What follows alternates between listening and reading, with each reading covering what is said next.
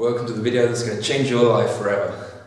BPM Lifestyle, which I developed over the last 30 years, has transformed my life and is in the process of transforming other people's lives too. But I've never taught it to anyone formally. So here's the video where I'm going to teach you everything I know. It's called the BPM Lifestyle because it's the baseline principles of manifestation. If you want to manifest a healthy mind, healthy body, achieve your dream life, help other people achieve their dream lives, you have to be optimized. You have to optimize your nutrition, you have to optimize your mental thoughts, your mindset. If you don't control your thoughts will control you.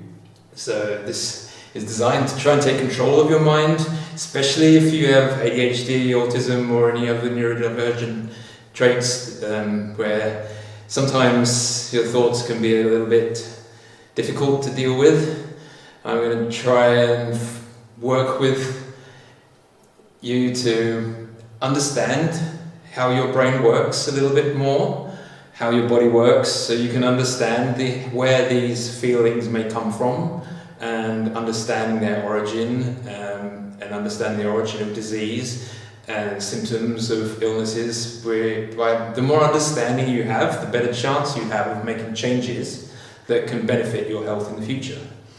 So if you're looking to improve your health, or your mental health or physical health, or you're already healthy and you want to reduce your risk of developing chronic disease in the future, because at some point everyone is healthy and then they get diagnosed with a disease, but there's an interim period between when you started doing the damage and when the disease was big enough to be noticed, and that process can be 30 years, 40 years in development, and you just don't notice because your body is so good at hiding symptoms of problems that you don't realize until the cancer is stage 4 and there's nothing you can do.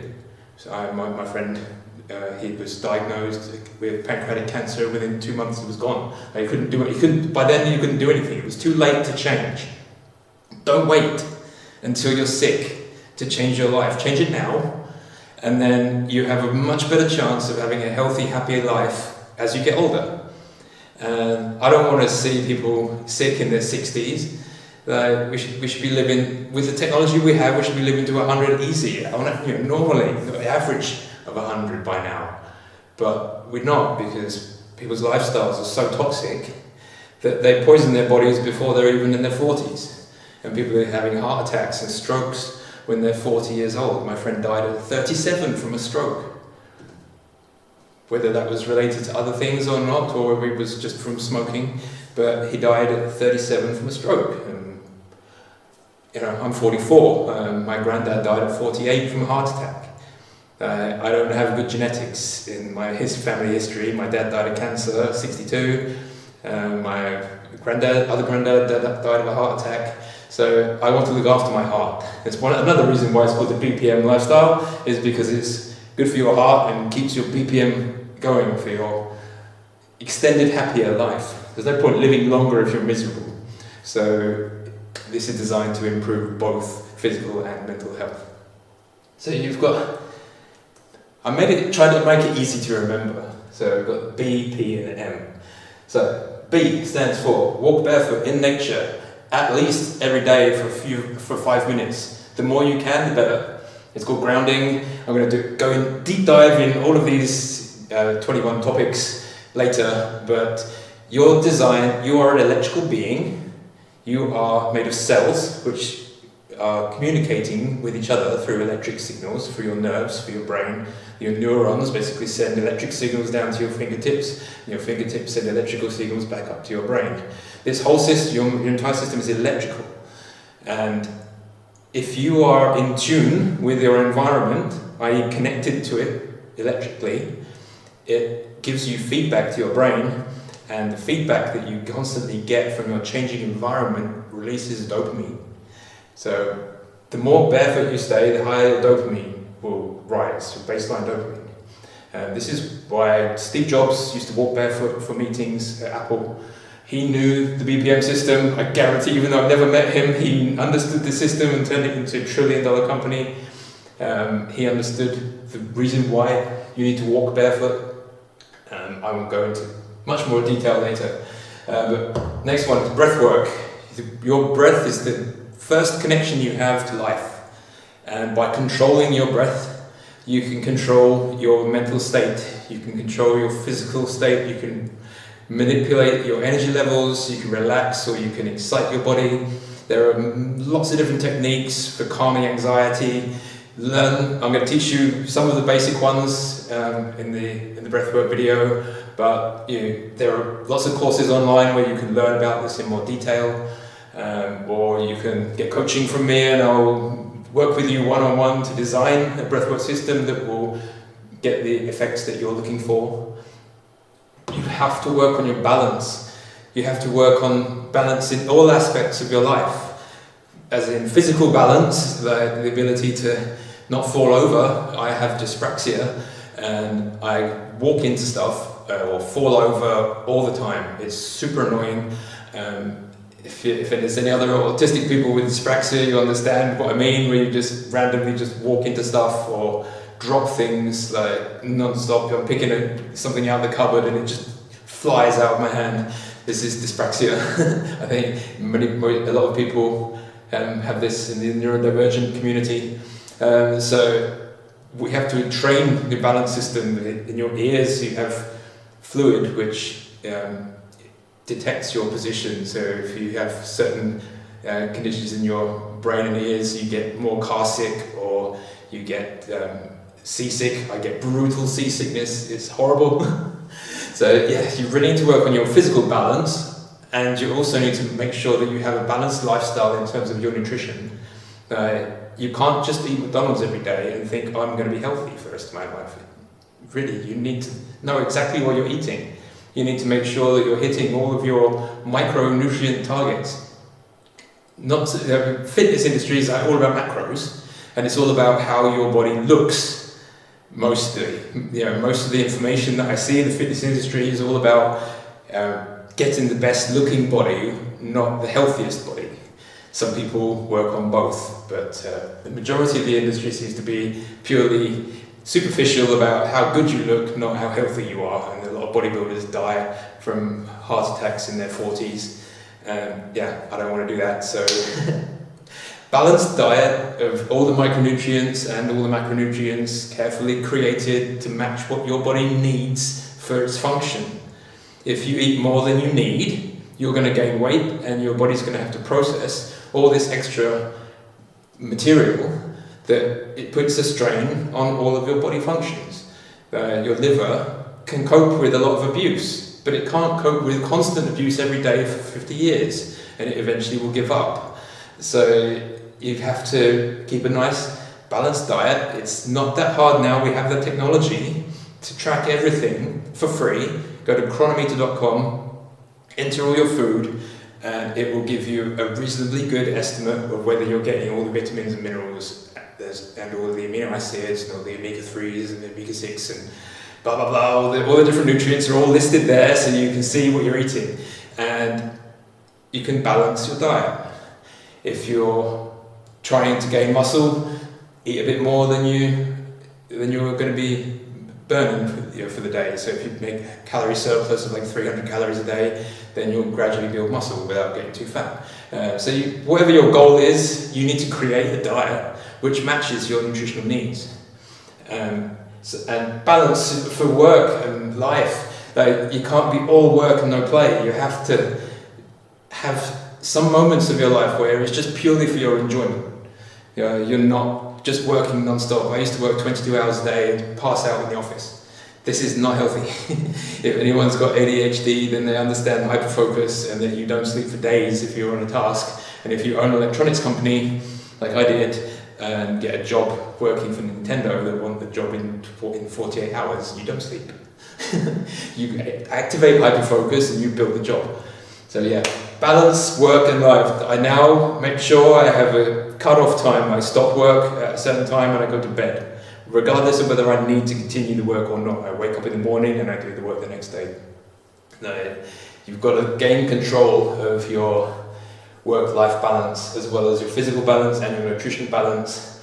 just in general, improve your balance. You have to be grateful for what you have. You've got to show gratitude for the things that you've already got. Like, if you wake up and you can see, wow, you've got amazing eyes. If you've got ears that work, I only have one now, so I'm really grateful that this one is okay. This one is here for just appearance, it doesn't do anything. But I'm grateful I can still have one ear that works. I have an amazing house that I built myself from my dreams to reality. I have a beautiful dog. He's such a cute little snuggle bug. I have arms and legs that function every day. Be grateful for the life that you're breathing in every moment. Today someone else had their last breath. It could have been you. It was nearly me when I had my car crash. But I didn't die. It just ruined my life. But I survived it. And some force kept me in the universe for some reason. I don't know what. Maybe I should share this message to you now. If you've got to be grateful for what you already have. If you want more of something and you're not grateful for what you already have, then why get more? What's the point? You've got to be blessed in. When I was homeless, I was still grateful for the fact that I wasn't dead. That I had arms and legs. I could function enough to get myself out of the hole that I ended up in. And now, today, I live such a beautiful life that I want to share with you how awesome it is when you let go of the programming of your childhood and change your beliefs to improve your lifestyle. And that's one of the beliefs. Every person on earth, when they're born into a family that impose their beliefs on that child. And that child then goes into a society where the beliefs of the collective are programmed into them at school and through media and through their friend interactions. Each society is different, they have different rules. And as an autistic person, I don't understand any of them. I don't understand humans one little bit. You're all mad. Why do you treat each other like so badly? What is going on? I don't understand how everyone could be so cruel to each other. We're all humans, man. What's wrong with compassion and love and joy and sharing and caring and being nice to people? Why is that not the default? Why is pain and suffering and hate and crime just the general way life has to be? It doesn't have to be that way anymore. You need to change your beliefs. You need to believe that there's a better way to live. You need to change your beliefs in what you think is food. You have to change your beliefs in the fact that pharmaceutical industries are there to keep you alive longer by buying their product. But if you cure yourself and don't need their product anymore, isn't that better for you? I'm not talking about, not good for the billionaires. I'm trying to help you. I'm trying to help you who has chronic illness or doesn't want to get a chronic illness in the future. If you need to understand that maybe what you've been taught isn't correct. If it was correct, then you'd have a perfect, happy, healthy life, but most people don't. So you need to realize that there's maybe something that you've been programmed with that's not correct. And if you can accept that and change that belief, but changing your beliefs can be really, really hard. I didn't want to change my beliefs. I didn't want to change my beliefs until I was forced to change my beliefs by a car crash that made me homeless. And then I had to change my beliefs because obviously what I was doing wasn't working. But I was able to do that partly because I'm a scientist and I went into the data as deep as I could and figure out what am I doing wrong, how can I improve it. And that was basically what I did for the first year of being homeless. I was in an Airbnb, so I wasn't on the street homeless, but I didn't have any official residence, didn't have an address people could send me stuff to. So I deep dived into healthy nutrition and science and all the other things that I needed to change my beliefs to a point where I could be happy and healthy and achieve my dreams again. And so that's where I went into biology. You have to understand that you are a cellular organism that has needs, and understanding how those mechanisms interact with the world can give you a better way of structuring your life to cause the least damage to your cells while supporting them with as much information as you can about nutrition. And most people don't understand anything about biology. They certainly don't understand biochemistry and the chemistry side of things.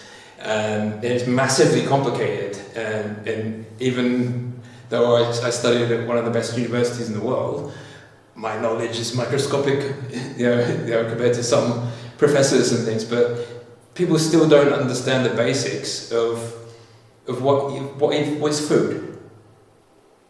Do you know what food is? And most of what you eat in the shops isn't food. It's man-made chemicals. I'm not saying, chemicals are bad. No, I'm saying that it's not made of food. It's made of chemicals. Food is made of food. It's made of cells. So when you understand how cells function, what's the ultimate nutrition for a cell? Another cell. Yeah, not some monosodium glutamate. That's not going to give the cell everything it needs to repair. Whereas another cell, once that's digested, it releases all the nutrients that are needed to make a cell, and your body reconstructs that into its own cells. So if you're eating cells from a living creature or a living plant, then this is what we call a whole food diet. It's an actual food. It's made of whole cells of an organism. Whether you're vegan or not, it doesn't matter. You need to at least eat actual cells. Not milk. Milk isn't a cell really, where it's got pus cells in it, but it's a cell growth medium. It's designed to provide nutrients to cells because a calf it doesn't have the digestive system to process grass quite yet. That takes time to develop, so it has a liquid diet for its first few months. Make it grow into a cow big enough to eat grass. You're not a cow. You're not a cow. You're a human being. You do not need to be drinking milk. Whether you're vegan or not, you're not a baby cow. Okay? Understanding biology, first step is you're not a cow. You're a human. Eat like a human. Eat what your DNA is designed to process. And I'm going to teach you that in the plant-based diet section. Yes, I'm one of those weirdo vegans who actually eats a diet that's designed for humans to eat. Sorry.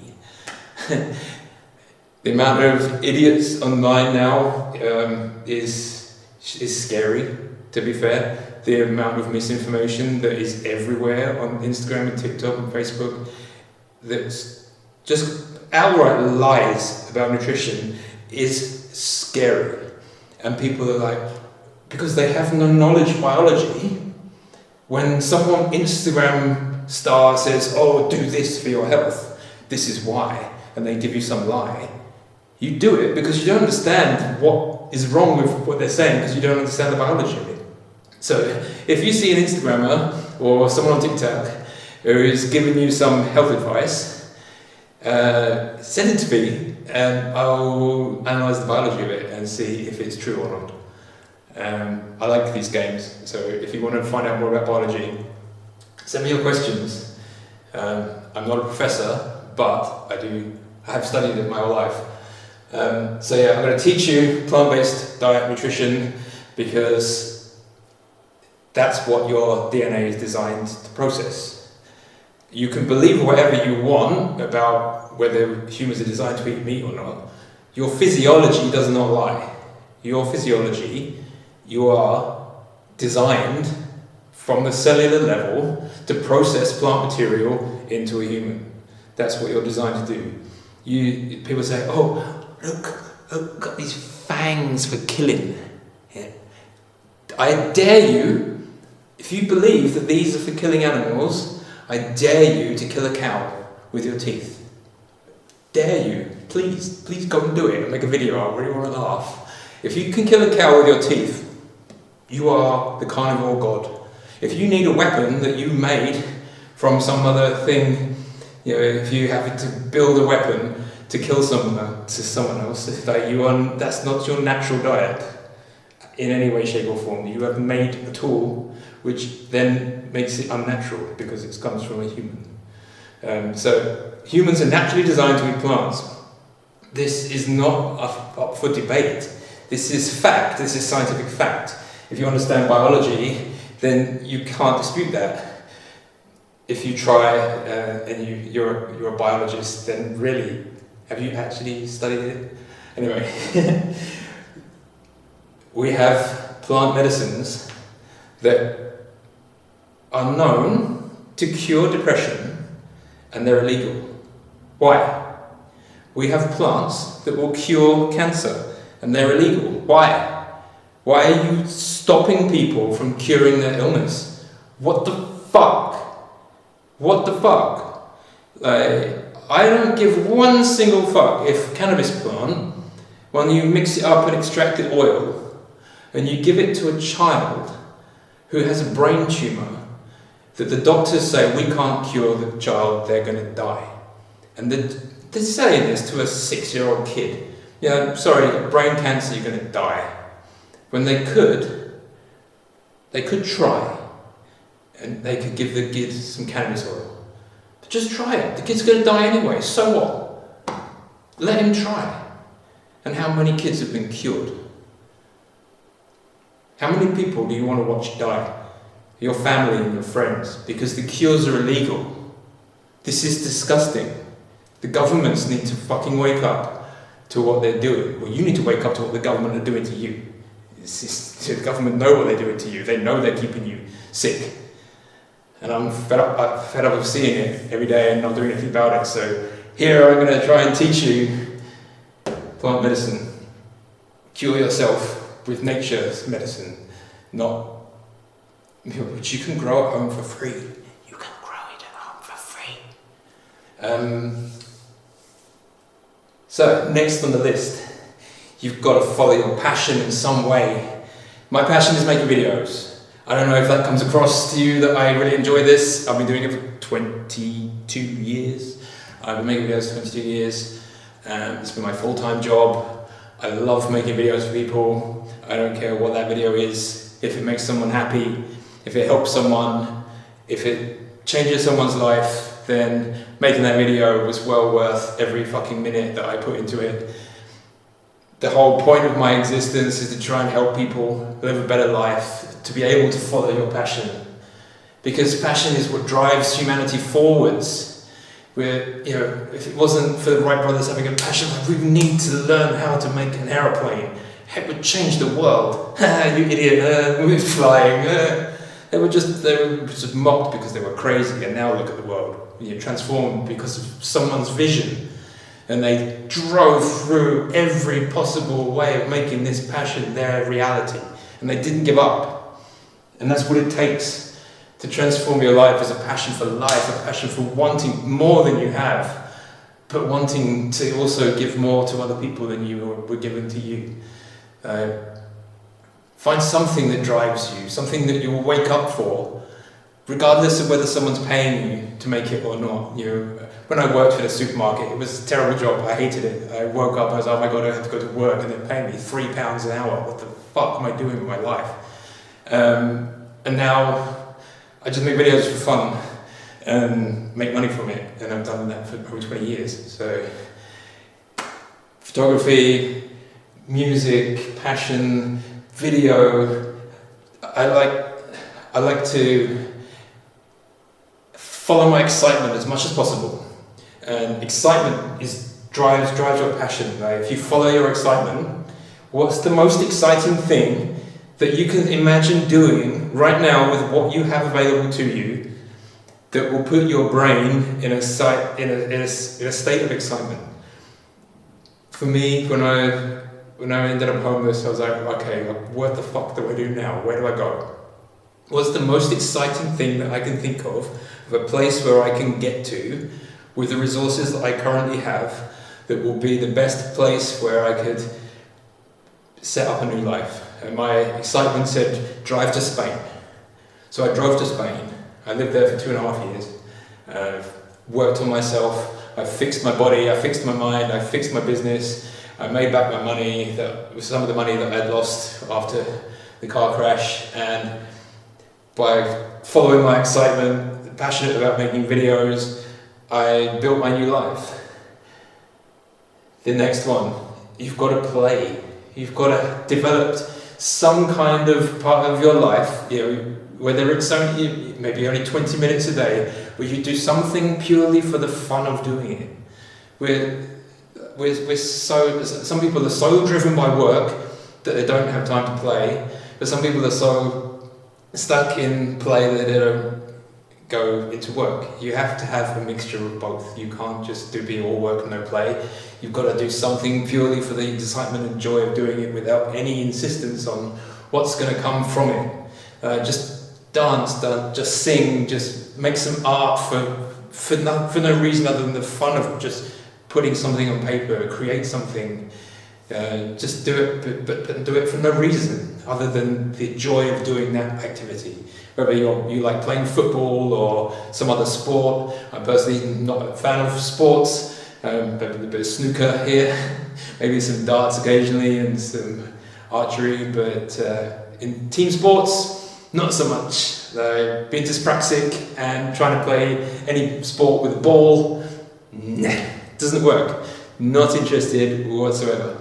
But my play is science. I like building chemistry games. I like building physics games. I like designing stuff. I like building electronics. But not to sell, just for the fun of actually making something.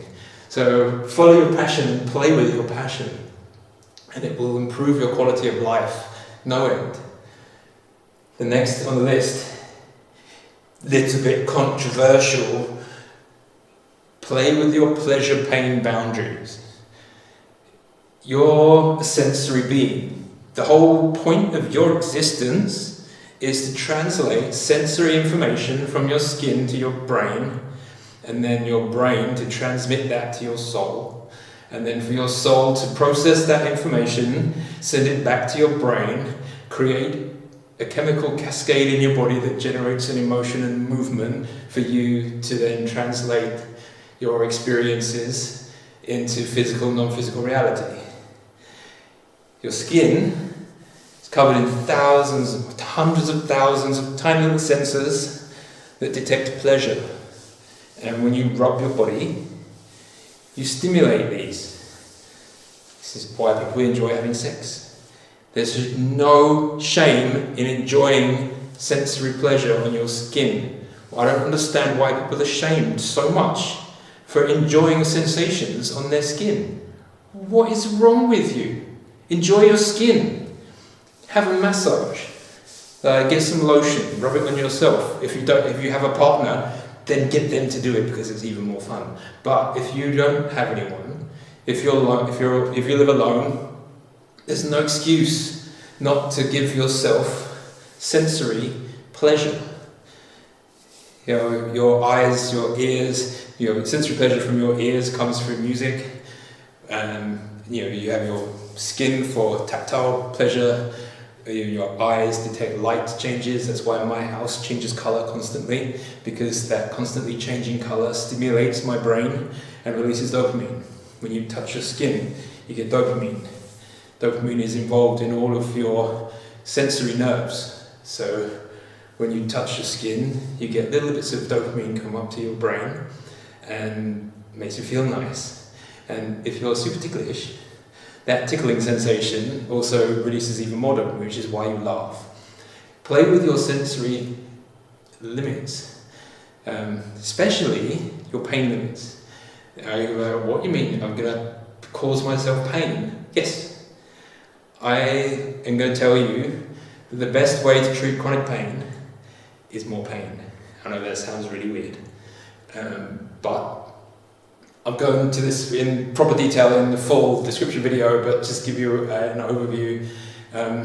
Pain is a signal to your brain that your nerves are reaching the limit of their sensory capacity.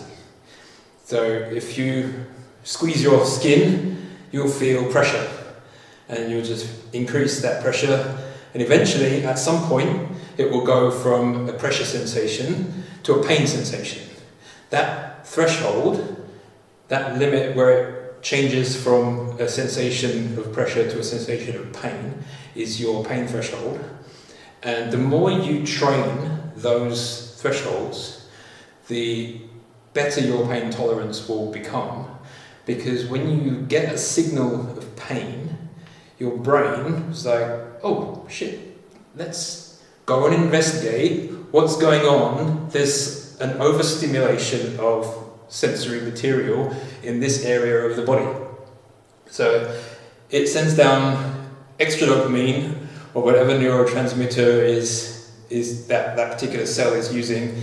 So it releases dopamine, noradrenaline, serotonin, whatever that particular nerve collection is using. The pain signal is like, I've run out of ability to send more signal because I'm overloaded. It's sensory overload. Like, especially with autistic people, you get sensory overload if you're out in a loud environment or in a supermarket or something like that. It's your cells basically can't cope with the amount of changing information. And the amount of changing information becomes too much, you get a signal of pain, right? And that's the nerve saying, I can't do my job and give you the information I need to give you. So more dopamine is released to the cells to refuel them, because basically a nerve cell sends the neurotransmitters across a little gap with a synapse, and this has to be reloaded. So, for example, the dopamine will get sent from one side of the synapse to the receptors on the other side, and then it gets picked up by a dopamine transporter, taken back and recycled. But this process has limits on how fast it can do that. And if you train your pain thresholds and you train your pleasure limits, then you're going to force yourself into a position where those cells need to adapt. That's why they say no pain, no gain in the gym. You're pushing your body beyond its limit, and because of that, it gets stronger. So you do the same with your nervous system. That's why people are all rage about cold showers and ice baths now, because it's massively overstimulating your nerve system in your entire body all at once. And that's why you get super high like cocaine afterwards, because you've super stimulated every single cell in your entire skin. So if you play with your pleasure playing boundaries, it will improve your ability to deal with future pain, and it will reduce your overall sensitivity to the environment, because the lower your baseline dopamine is, the less material there is to refuel the cells. So your limit of sensory overload is lower than somebody else who has a higher baseline dopamine that can refuel the cells quicker. And I'll go into this more detail later, but so next on the list, power. You have to understand how powerful you are. Your DNA, as long as it's not damaged in some way, has the ability to repair yourself. You have the ability to heal yourself. You have an immune system that is designed to track down every single molecule of you that's not you and destroy it. You have the power to transform your thoughts through your body into reality. At one point, cameras didn't exist until someone had the thought, you know what, I'm going to build a device that can capture light. It's going to have a way of focusing that light onto a chemical, and that chemical is going to change colour depending on what type of light hits it, what frequency of light hits it. Originally they were black and white, so it was just the amount of light made it go from black to white. But now obviously we have colour pictures, so now it depends on which frequency of red, green or blue hits the paper or hits the sensor. This didn't exist before. Someone had the idea of that, and they thought, right, well, how can I build this in reality? And they went through a whole process of development, and we now have cameras that fit in your pocket that you can carry anywhere in the world and send videos and watch videos to billions and billions of people, and that all came from someone's thoughts one day. Everything you see is an idea that someone had one day. What ideas are you having that you haven't acted on? What idea is in your mind that you think, wow, one day, wouldn't it be amazing if we could build this thing? And this, describe your dream. You know, what's your dream? Do you have a new technology idea? Do you have an artistic idea? Do you have a cooking idea? What idea have you got? Build it. Build it. Why not? Why not use your power to transform physical reality? You are a magician. Everything that we do is a manifestation of our mind. This physical reality that we've built has all been built from the mind. Nothing. If you go to somewhere completely natural, like a jungle or a desert where there's nothing man-made at all, and then go to Dubai, you know, it's a different reality, completely different reality, and one is constructed by the human mind. So why aren't you using your mind to construct something amazing? Follow your passion, find something you want to play with, train your body, and unleash your power.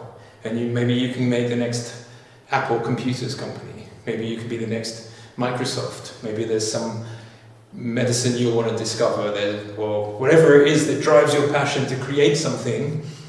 Use your power and use that for the good of humanity, not to fucking destroy people's lives like all these psychotic billionaires are doing.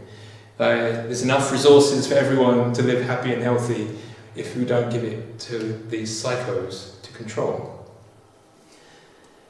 Anyway, so you're a powerful being, use it for good, use it to make the world better, and none of this will work unless you have a plan.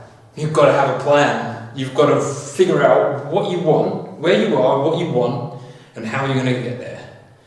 Where are you now? What's your current state? What's your resources? Who do you have around you that can help you with this dream? Is there some crazy guy on YouTube that is talking to you about this new lifestyle that might change your life? Maybe you should listen and try it. Why not? You've got nothing to lose. You have absolutely nothing to lose by following this system. It's completely for free. So plan your life. Get a diary, a day-by-day diary, and each day, if you don't plan it super far in advance, at least plan the next 2 or 3 days. So I know tomorrow, when I wake up, exactly what I'm going to do all day. I use a time blocking system. I have a morning block, an afternoon block, and an evening block. And I try to get all my morning block work done before I start the afternoon block. Most days I follow the same routine, so, except when there's some random event that's unplanned for, but most of my days are fairly consistent. I know roughly what my plan for the next few weeks is, and I have goals set for the next few months, years into the future, but it's more of an immediate planning. Like I need to know exactly what I'm going to do for the next 24 hours, because the next week, next month, they're so far away that it's, although it's good to plan some steps further in advance, just focus on what you're going to do tomorrow. Write a list of all the things that you want, all the things you need, and all the things you want to do, and structure it so that you're able to fit everything in that you need to do. For people with ADHD who absolutely hate planning, sorry, but there are techniques that you can learn. I'm an ADHD coach. I can teach you management systems to help with planning. There's lots of different ways that you can structure your life around your restrictions. Some people's brains work differently to other people's, so you need to find out how your brain works and design a system that works with your way of thinking. I think completely different to other people, so I have designed my own lifestyle systems that work with the way my brain works. So you need to figure out a way of planning your life that will work with your particular characteristics, and maybe you need visual cues. I have on my fridge my daily task list, so I tick off everything that I do as I do it throughout the day, and it's there right in front of me, because if it's not in my visual space, I forget about it.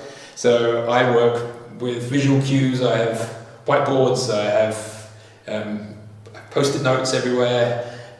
I'll show you these things later when I teach you about ADHD, planning and time management. But planning, super important. If you want to actually achieve something, you have to have a plan.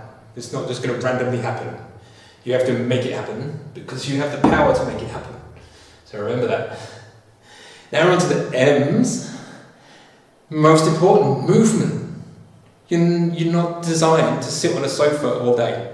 You're not designed to sit in an office chair all day. Your body is designed to be walking through a forest or through plains. You're designed to be moving all day. If you were in nature, you would be eaten if you just sat around all day. Humans are not designed to sit all day. So you need to move.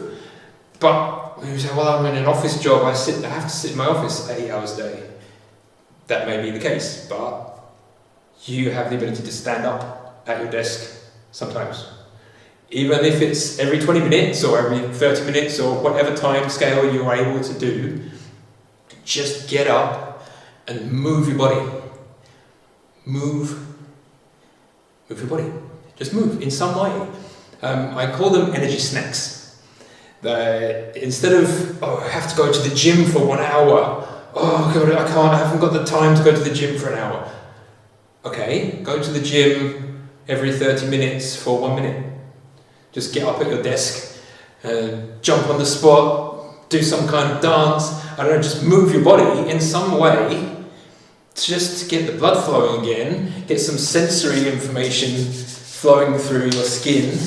Maybe you just want to rub your skin, or you can tap your skin, depends on what environment you're in. If you're in an office, that might be creative to start beating your chest. But get your system active. If you're just sitting down like that all day, clacking on a keyboard, you've got zero sensory feedback. Your baseline dopamine is going to go through the floor because you've got no sensory response from your movements apart from your fingertips. So that's not going to give you much dopamine. So if you're like that all day, then no wonder you've got back problems, chronic pain, and God knows what else wrong with you, because you don't move. So every few minutes, as much as you can, just get up and move a little bit.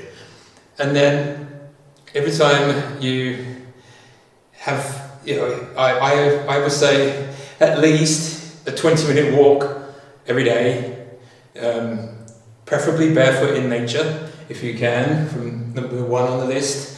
But if you can't, if it's not physically possible to do that where you live or where you work, find somewhere that it is safe to do that, or make somewhere that it is safe to do that, because your body is designed to walk or run all the time. You're not designed to sit down. So the more you move and the more you walk, the more dopamine you get and the more focus you get.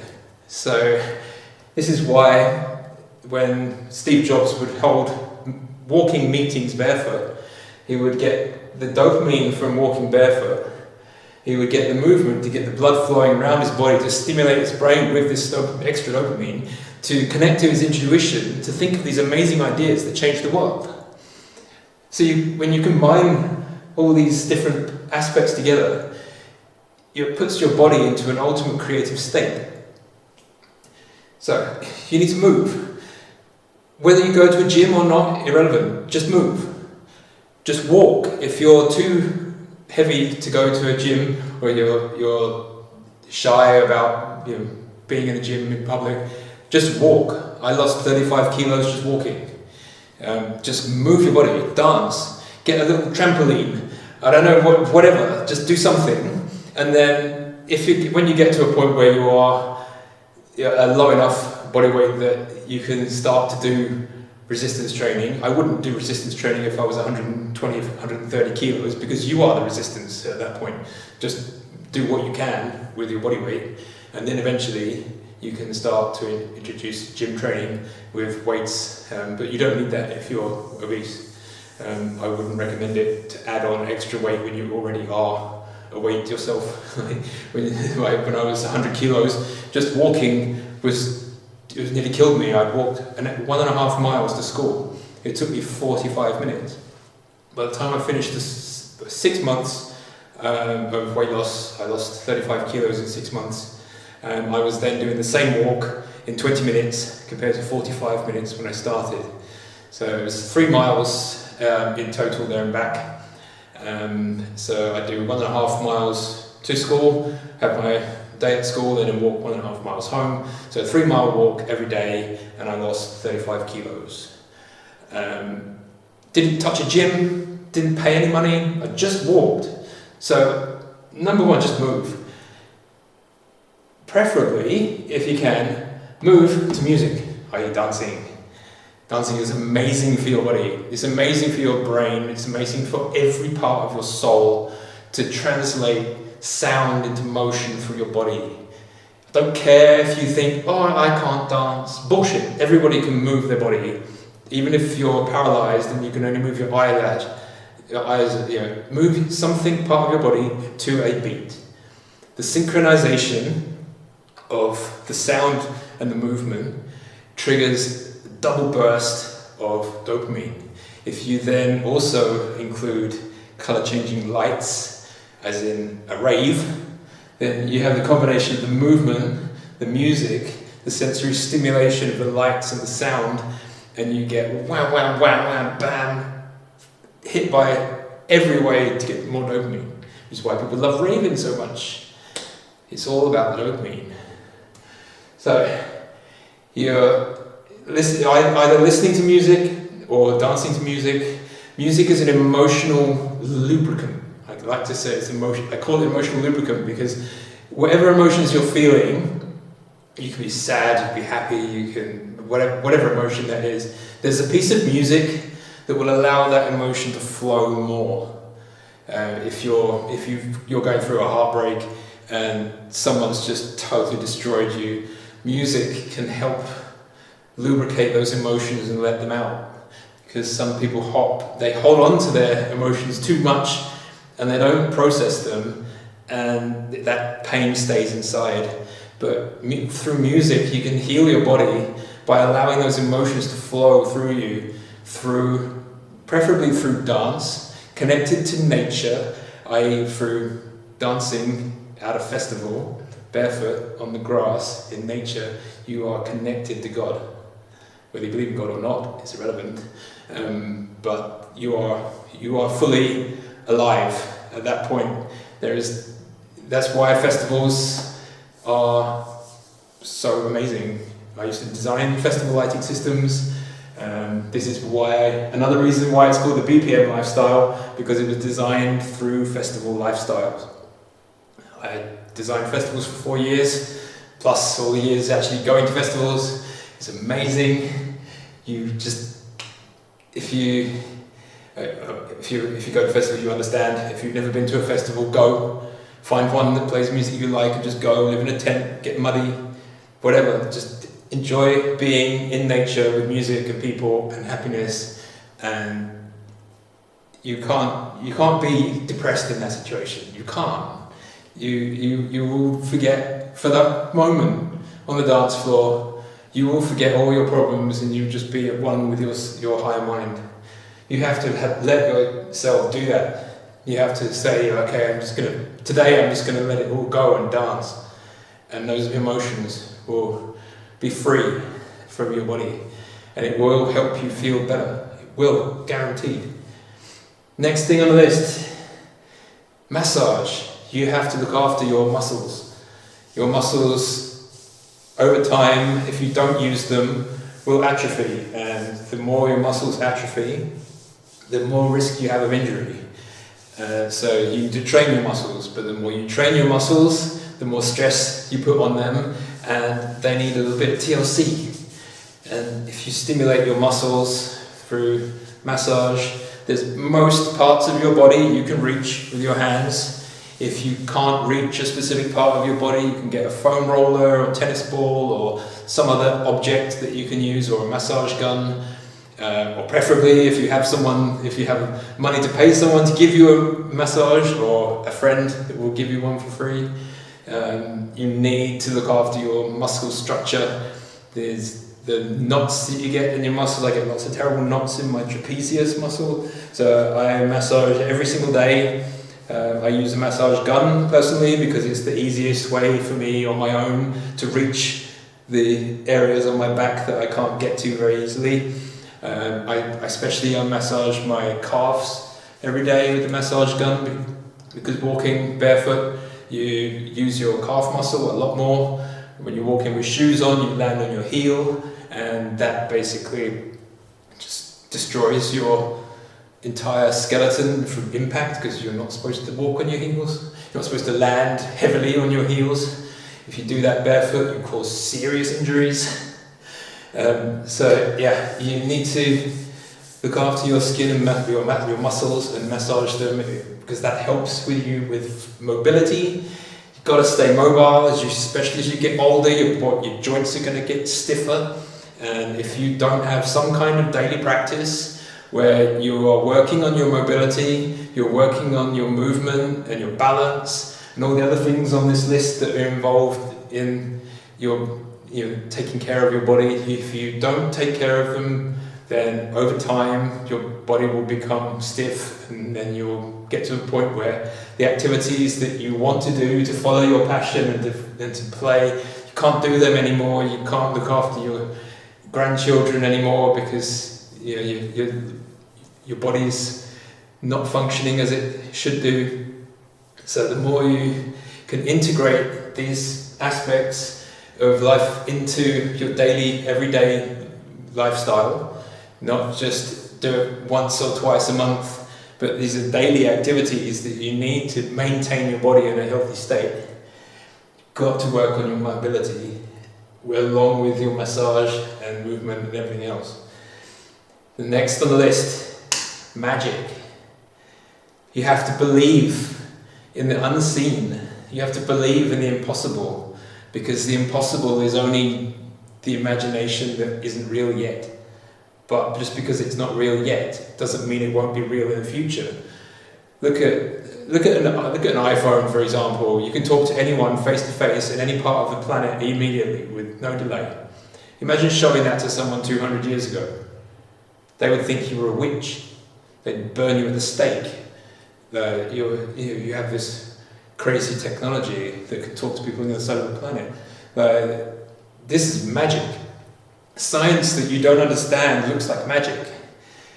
Everything that you see around you is magic.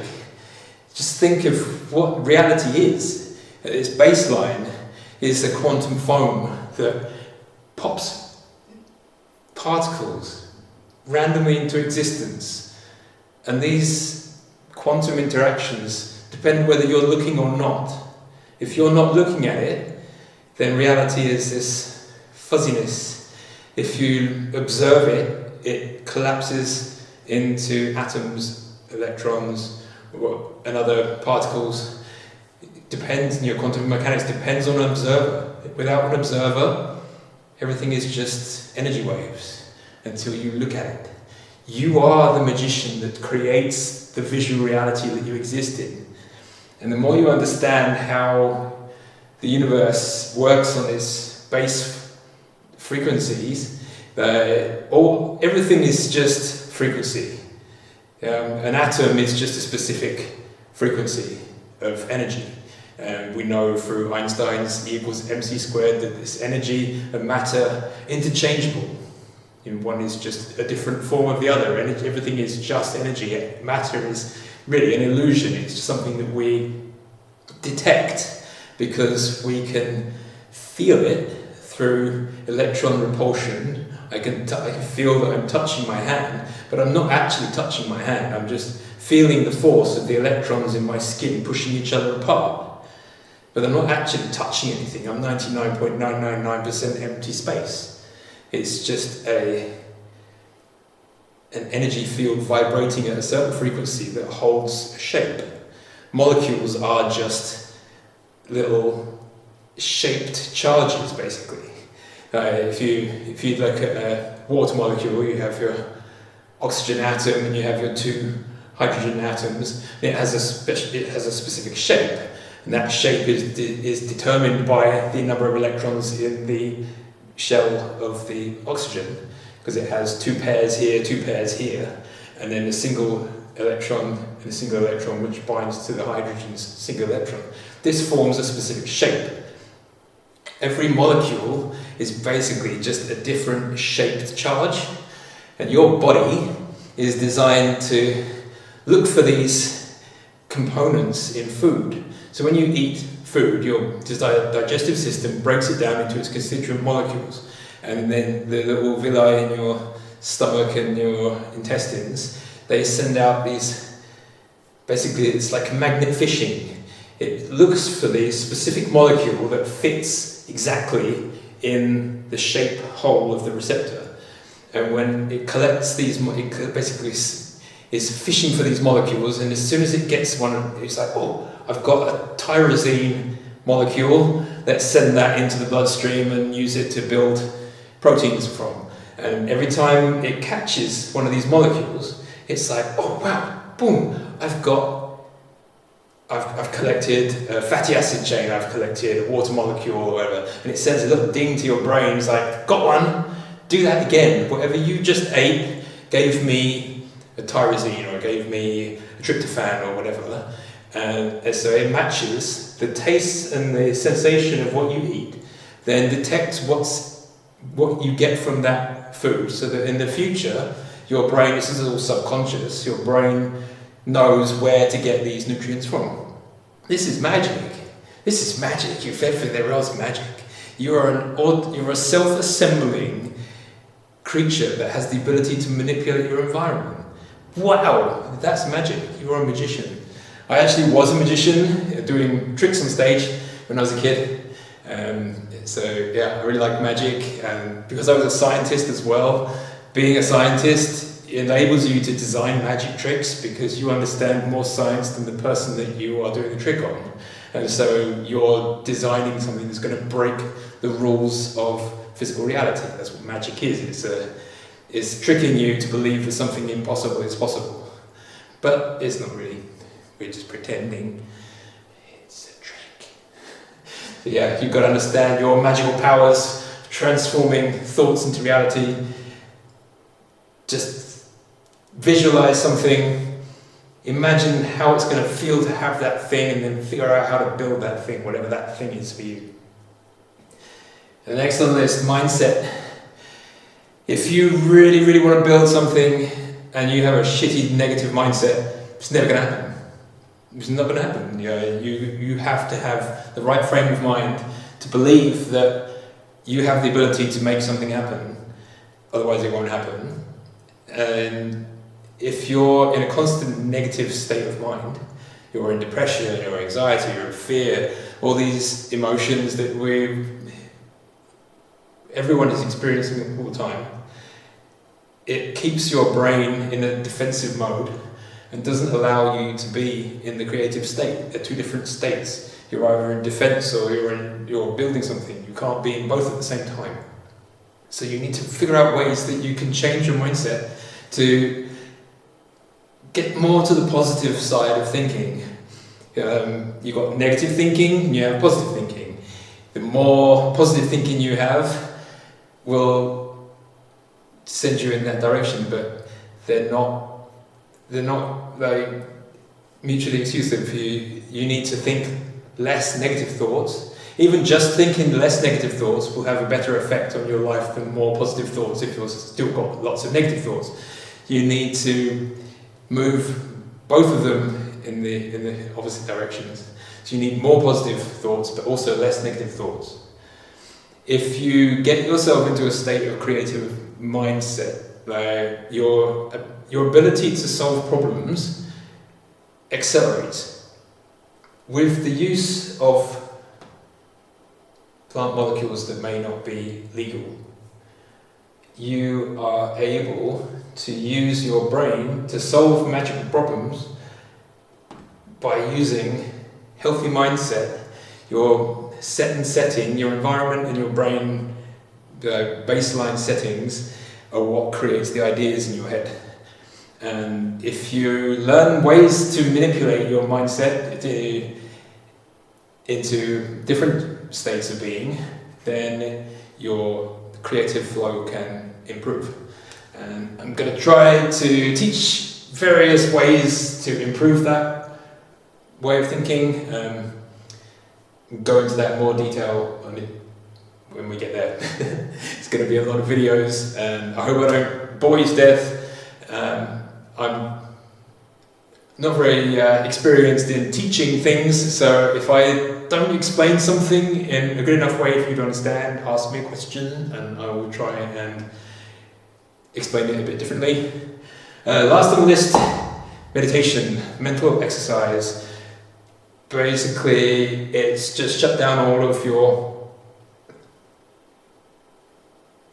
physical activity and visualize something inside your mind that you either want to experience or some feelings that you want to process or whatever. You're just doing a mental exercise. So there's different types of meditation. Like, for example, you could do a body scan meditation where you just close your eyes and you imagine a ball of light like cleansing different parts of your body and things like that. Or you could imagine going through an actual activity that you want to improve on.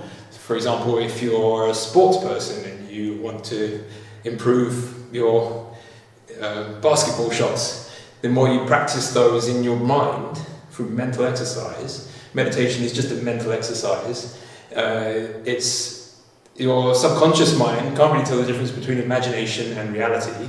So by going through these mental exercises, you train your brain to be able to do the physical version of that better. There are a lot of sports people use this to improve their skills. Physical training is just as important as mental training. So yeah, there's if you go on YouTube, there's millions and millions and millions and millions of videos telling you how to do meditation. I'm not a meditation teacher, but I'm just telling you to do meditation. And if you do want to learn just a few things, I'm just going to teach you things that I use personally, but there are infinite ways that you can meditate. It's really up to you, whatever works for you. There's no rules really. You just do what you feel is the best way to, for your personal preferences. Everyone has their own way of doing things. So that's the basic introduction to the BPM lifestyle. Everything on the list is basically free. I mean, you're like, oh yeah, but I've got to buy food. Well, yes, but the amount of money that you spend on food, you already have a food budget. The closer you get to that food budget being spent on actual cells, not chemicals, will improve your quality of nutrition, because you are made of cells. Basic biology. Plant medicines, okay, technically they're free because you can grow them yourself, but most people don't know how. So they're forced to buy them from somewhere. We are finally starting to get some open-mindedness about plant medicine. There are some places now where plant medicines are becoming legalized, but most places they're not, because they don't want you to cure yourself. So yes, okay, it's not technically free right now, but most of these things don't cost any money. You can implement most of them into your daily life without too much disruption of your current routine. All of these things are not difficult, really.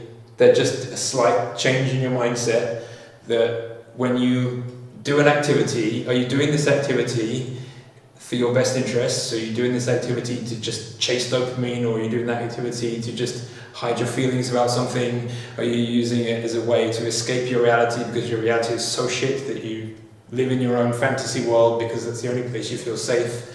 Whatever, you can implement various changes, do it one step at a time. If you can't do all 21 straight away, then just work on making one change for a month, and then the next month implement another change, and just gradually build up to the point where you're actually looking after your only working body. You can't get a new one.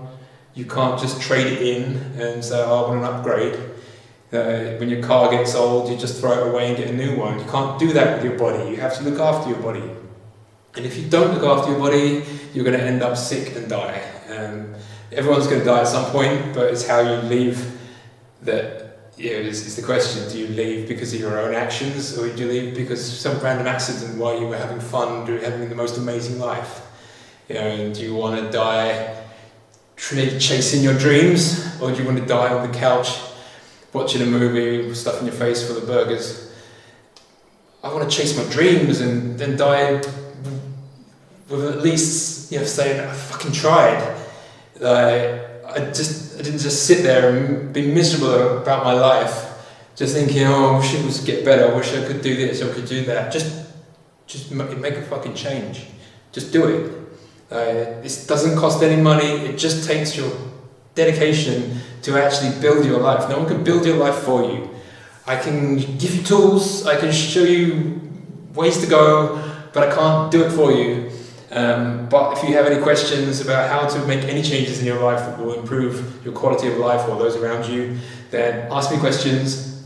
I'm going to go through all these 21 steps and go into much more detail and bore you to death. Hopefully not bore you to death, but I'm going to try and teach you the information in a way that most people can understand without any scientific background. But that's a challenge. So if there's anything I explained that you don't understand, that you want reformulated, put it in a comment below, and then I will try and teach it in a different way. Maybe use a different metaphor, or maybe use some prettier diagram or whatever. But yeah, if you follow these things, I guarantee your life will improve. How much it will improve depends how much energy you put towards making your life better. Some people are so busy taking care of everybody else in their life that they neglect themselves. As they say in the aeroplane, you put your own oxygen mask on first and before you help others. I put my oxygen mask on and I got myself out of suicidal depression. I cured all of my medical problems that doctors couldn't do anything for 25 years. I have abs. I'm 44 years old and I have a better body now than when I was 15. You can make changes. It's hard sometimes to break bad habits. We're so used to it, and some of these generational habits that your parents had that they gave to you, and it's super, super hard to break generational trauma, but it can be done if you really want to. So if you want to change your life, watch the rest of the series, subscribe and like and comment and share with anyone else you think might benefit from this. I'm trying to help people live a better life and help other people to spread a message of hope that things don't have to be this way. We don't have to have the mental health crisis we have. We don't need the chronic disease crisis we're in. We have the technology to live amazing lives, but we just choose to live like cavemen with all this potential just wasted. All these millions of people that die every year for no fucking reason other than the fact that they're unwilling to make changes to their lifestyle. And it's sad to see. And I don't want to lose people. I don't want to lose my friends. It's hard watching people die from things that they've caused themselves. So yeah, I'm trying to help people not suffer so much pain, and a big part of that is learning to love yourself more, take care of yourself, because at the end of the day you're the only one who can really take care of you. If you put your care in the hands of other people, then they're just going to project their problems onto you. You have to take control of your life, even if that means that people around you maybe mock you a little bit. Anyone going into self-improvement, gets mocked by the people who don't want to make their lives better. If you eat a healthier diet, people will shame you. If you eat an unhealthy diet, people will shame you. So just do what is best for you, and then when you fix yourself, I think within 12 months you could completely transform every aspect of your life if you really want to. And then wherever you go from there, it's all in your dreams. What is your dream? Let me help you make it. Bye for now, it's long enough.